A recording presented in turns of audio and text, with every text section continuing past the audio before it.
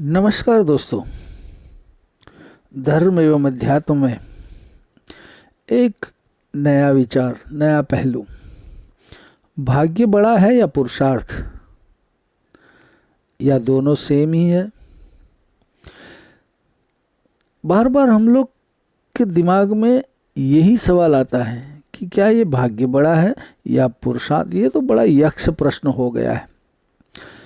कोई कहता है कि वक्त से पहले और तकदीर से ज़्यादा न किसी को मिला है न किसी को मिलेगा, और कोई ये भी कहता है कि भाग्य में है ही तो पुरुषार्थ करने की आवश्यकता क्या है, और जब भाग्य में है ही नहीं तो पुरुषार्थ करके भी क्या फ़ायदा।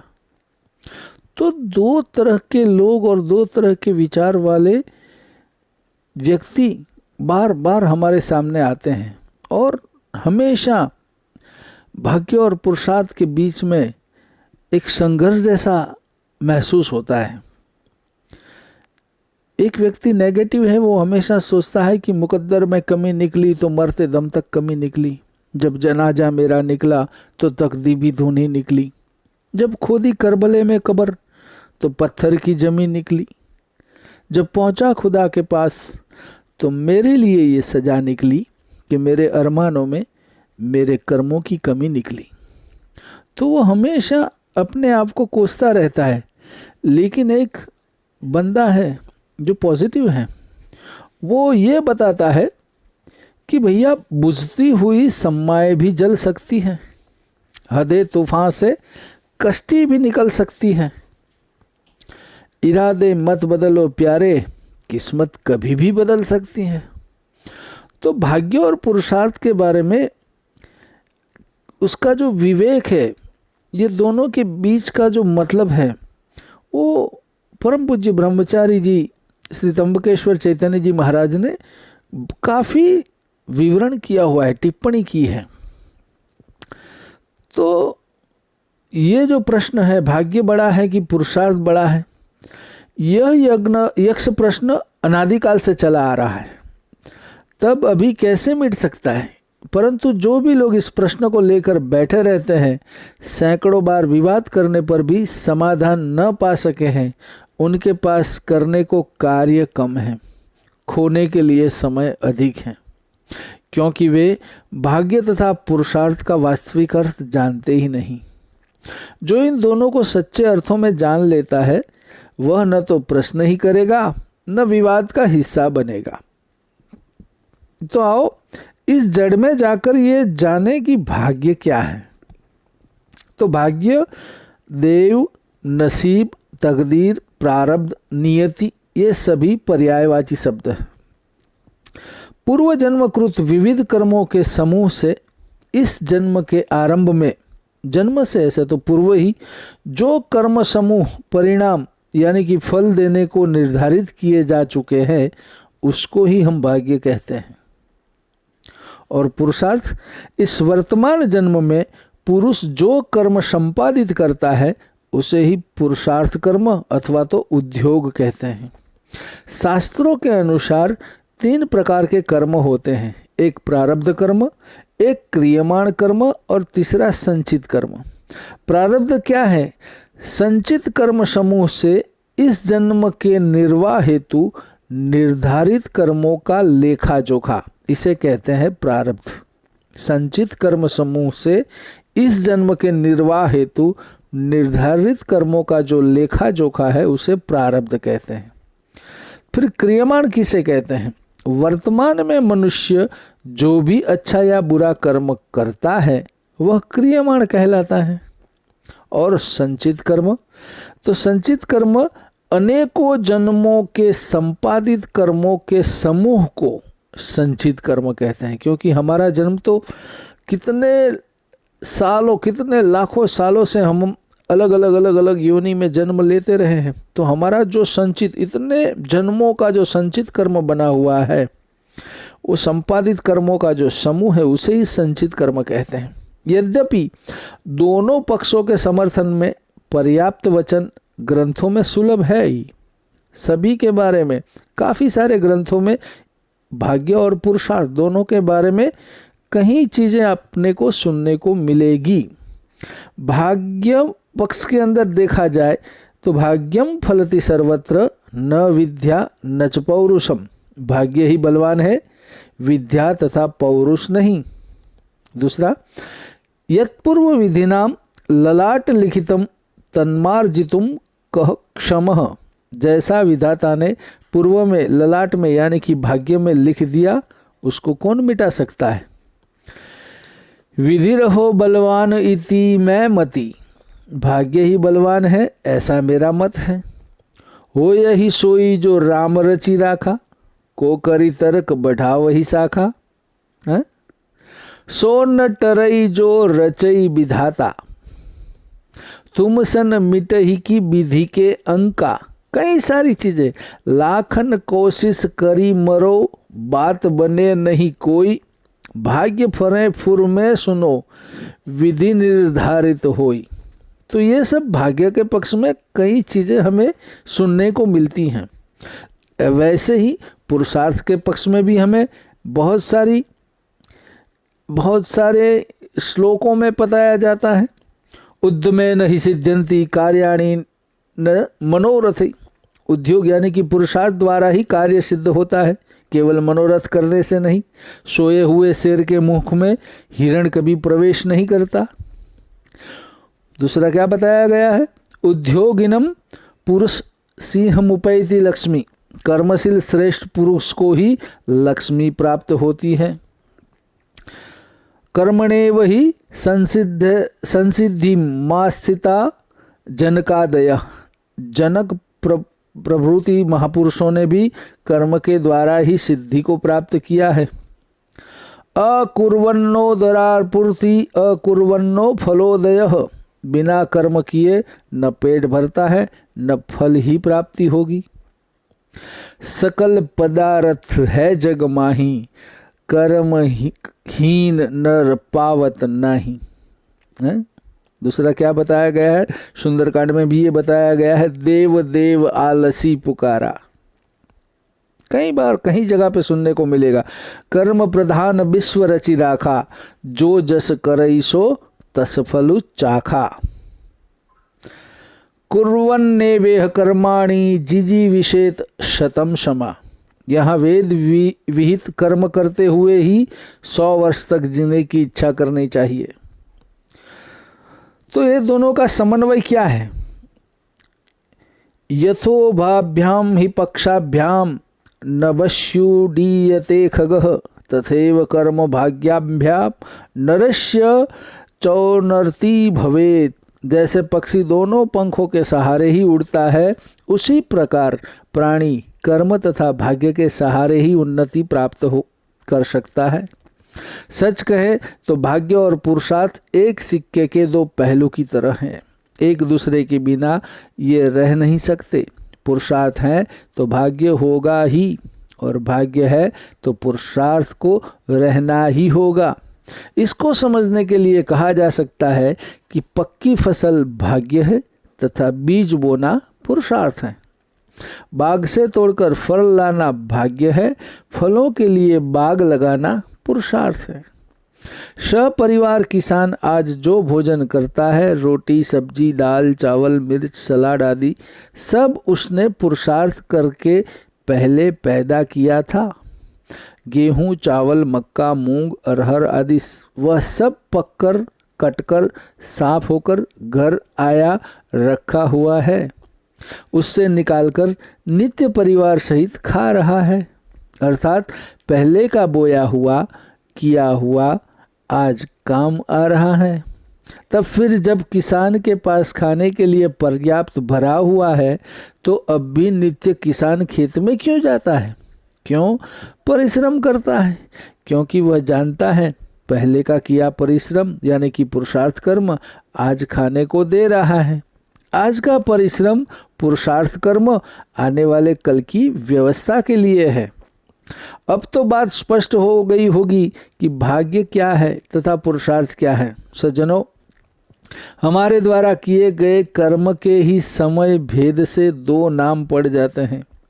पिछले जन्मों में किए गए जो पके हुए कर्म यानी कि जो पुरुषार्थ हैं, उनको भाग्य कह दिया जाता है तथा वर्तमान शरीर द्वारा किए जाने वाले कर्म यानी कि परिश्रम को पुरुषार्थ कहा जाता है।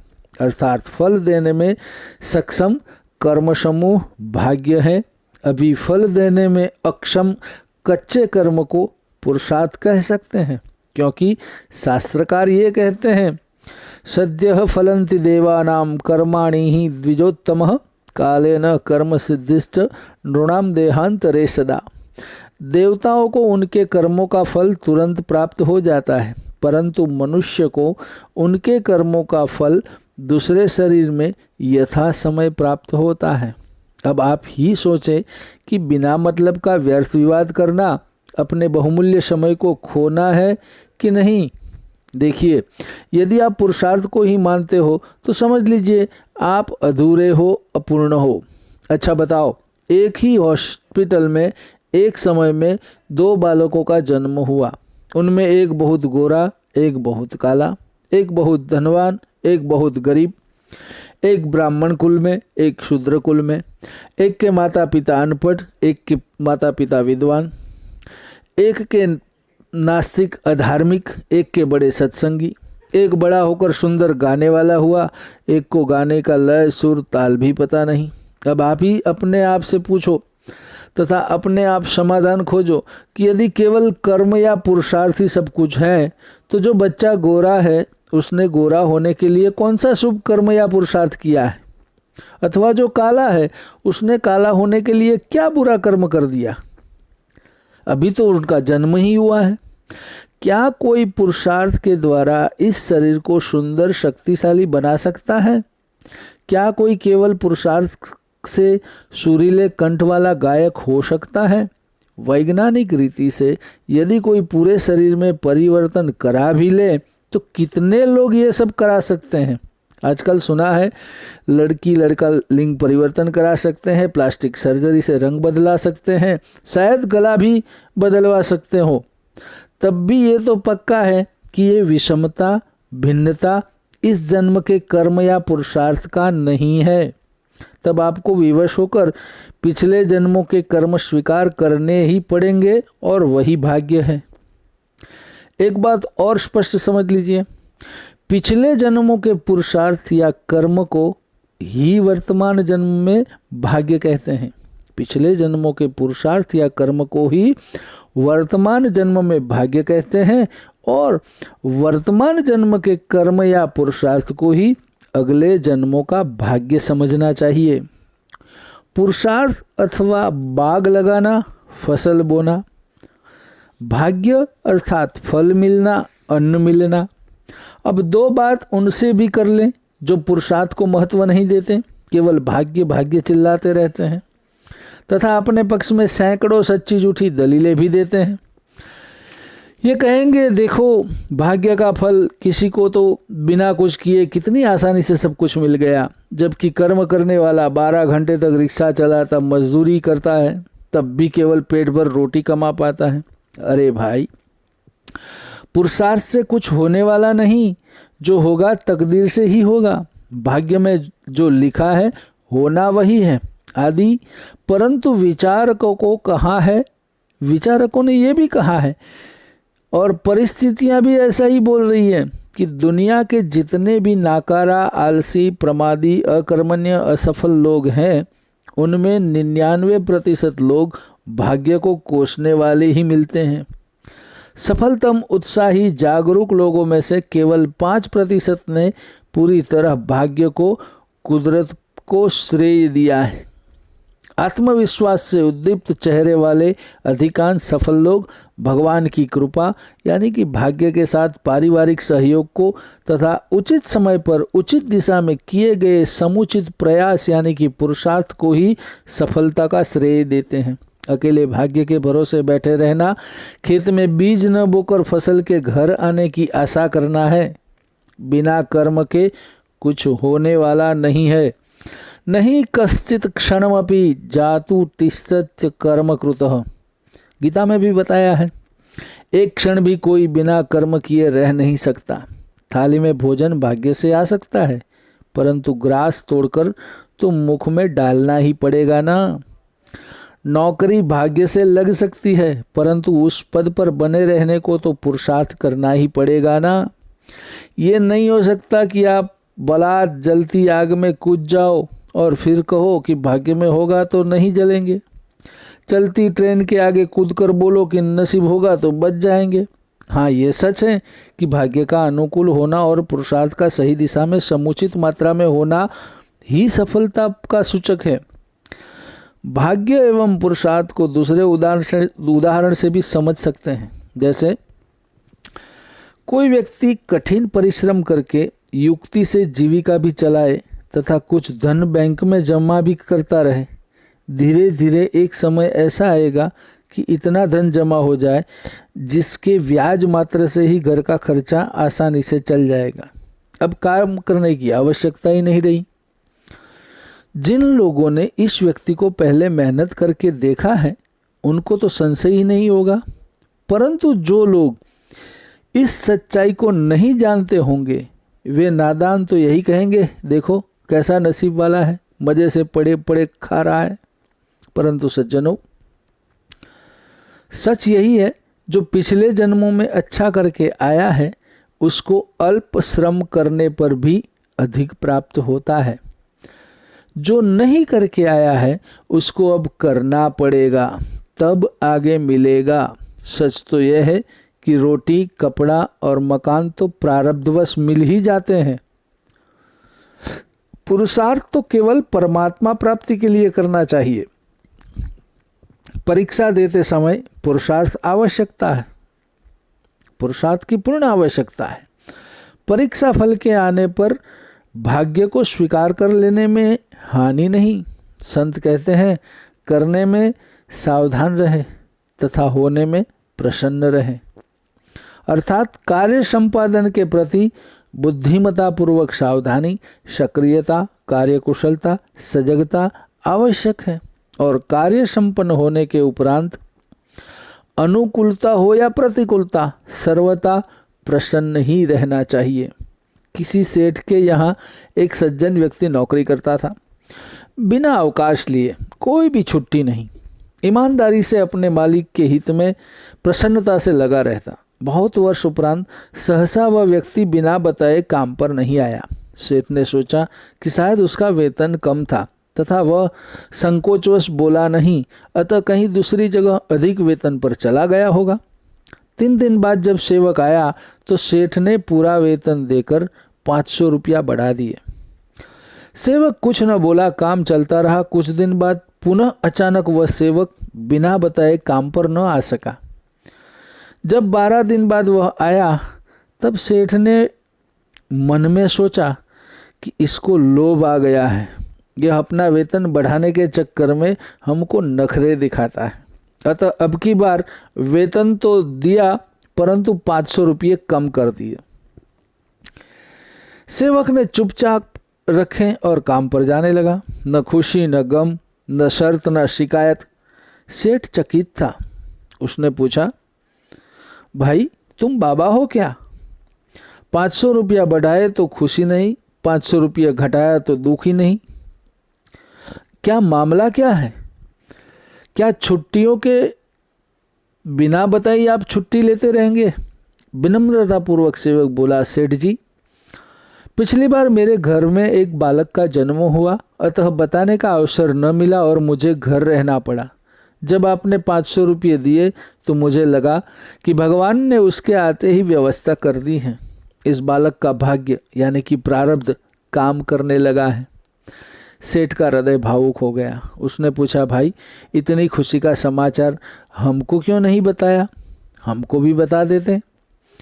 हाँ, अच्छी बात है, लेकिन जब 500 रुपये घटाए तब क्यों शांत रहे? सेवक बोला, साहब अचानक मेरी बुढ़ी माँ का देहांत हो गया था। उसके संस्कार आदि में इतने दिन लग गए। जब आपने 500 रुपये कम दिए तो मैंने भगवान का धन्यवाद दिया तथा सोचा, वाह प्रभु, माँ गई तो उसका भाग्य भी समेट लिया। सेठ ने सेवक के चरण पकड़ लिए और कहा, महाराज आप संत हैं, मैं आपको गुरु मानता हूँ। सज्जनों, भाग्य और पुरुषार्थ दोनों संग संग ही चलते हैं। काम करते रहो राम रटते रहो, आपके नसीब में जो है वो आपको मिलकर रहेगा। बस सिर्फ परमात्मा के लिए ही आपको प्रयत्न करना है।